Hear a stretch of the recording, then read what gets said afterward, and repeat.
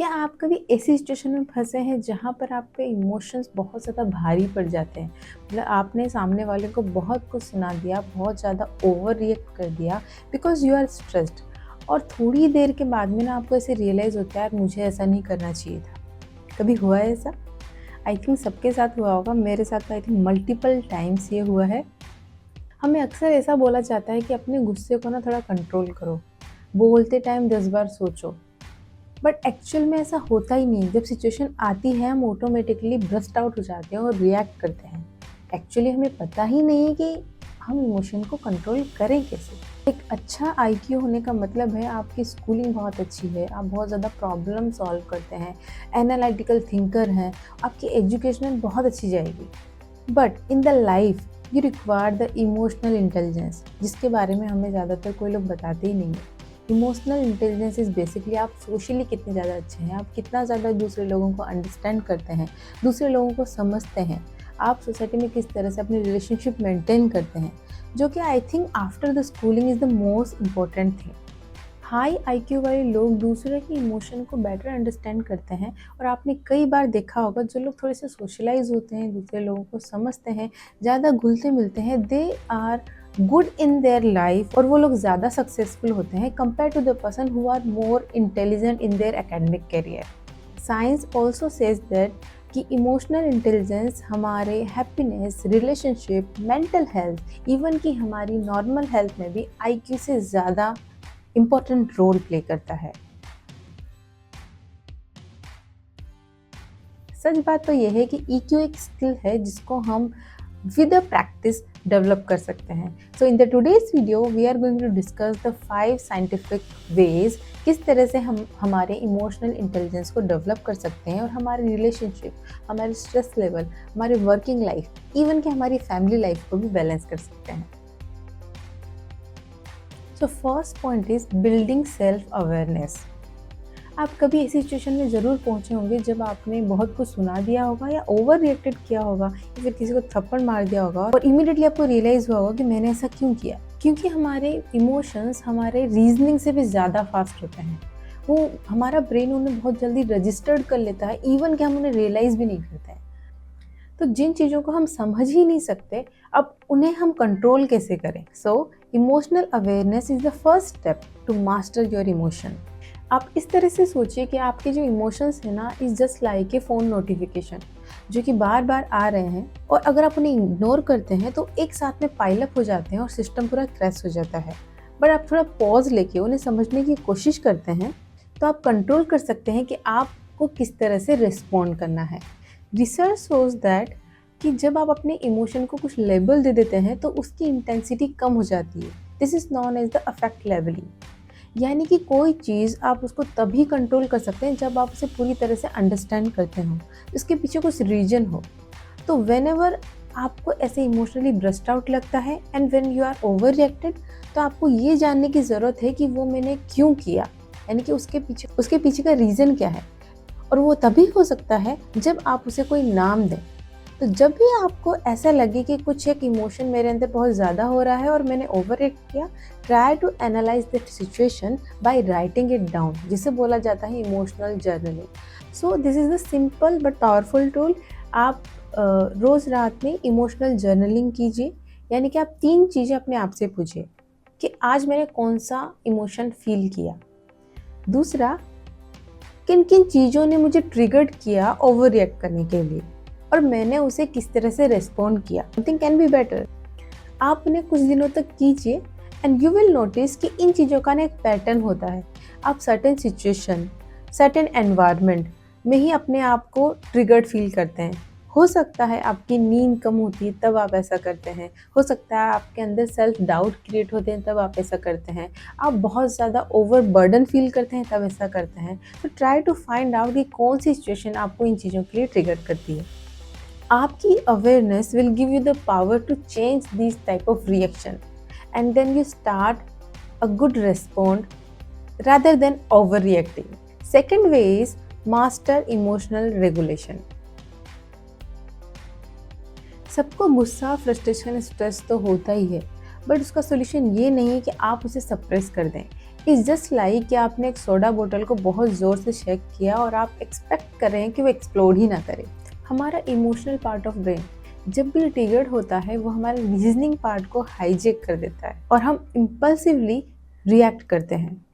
इसी वजह से हम गुस्से में चिल्ला उठते हैं और बाद में रिग्रेट करते हैं। सो इमेजिन कीजिए कि आप अपनी गाड़ी चला रहे हैं, ट्रैफिक पे बहुत ज़्यादा ट्रैफिक है और इमीडिएटली कोई आपको क्रॉस ओवर करके निकलता है। आप क्या करेंगे?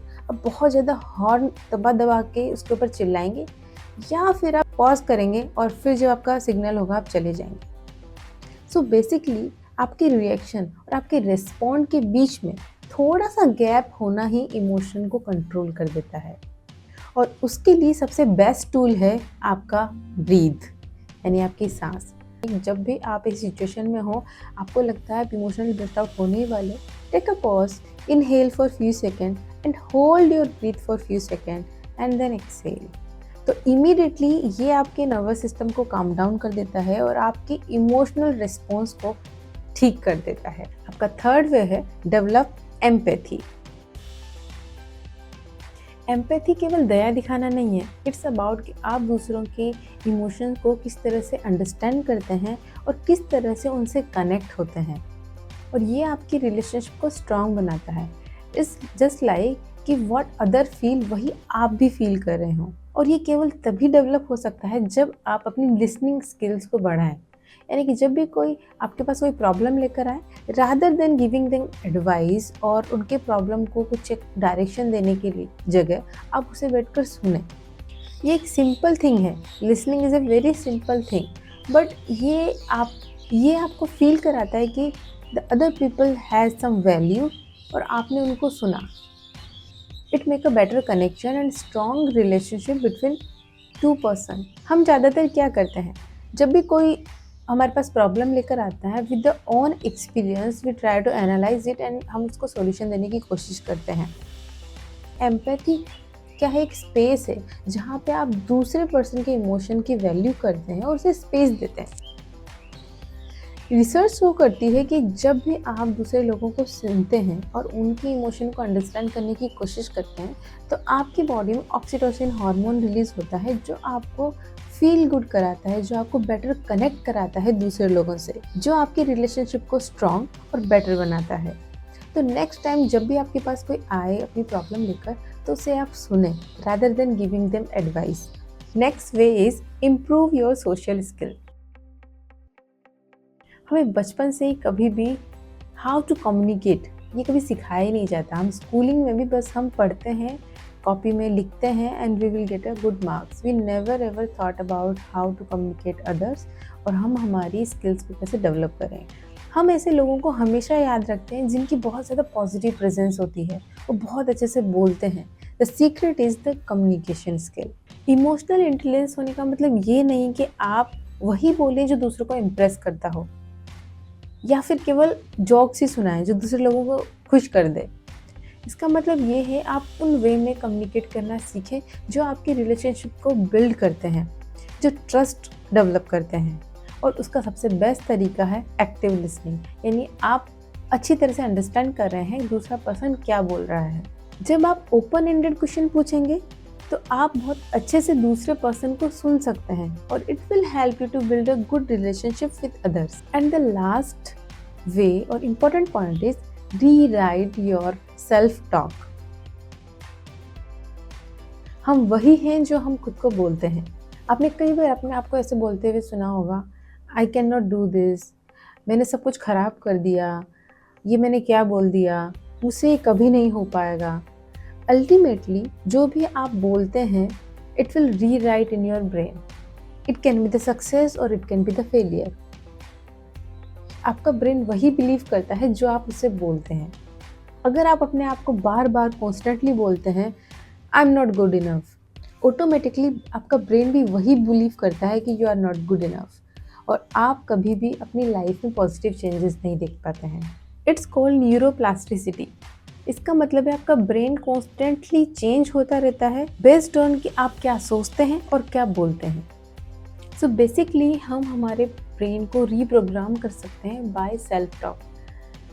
तो नेक्स्ट टाइम जब भी आपको ऐसे लगे और आपका दिमाग बोले I can not handle it, तो आप ये बोलिए I am trying to managing it, और आपका दिमाग ऐसे बोले आई विल फेल, सो आप अपने आप को बोलिए कि in case I fail I will learn something, और मैं उसको नेक्स्ट में अप्लाई करूँगा। आपके वर्ड्स रियलिटी नहीं दिखाते हैं, वो उसे धीरे धीरे क्रिएट करते हैं।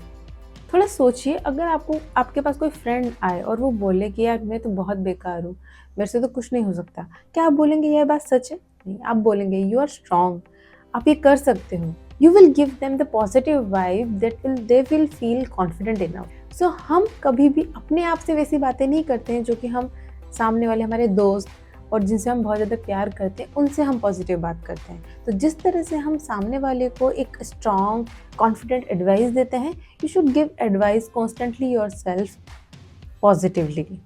3 simple step to rewire your negative thought. सबसे पहले जब भी कोई नेगेटिव थॉट आए तो उसे लिखें।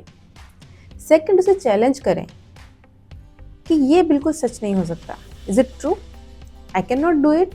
एंड थर्ड, उसको रीफ्रेम करें, I will learn and I can do it.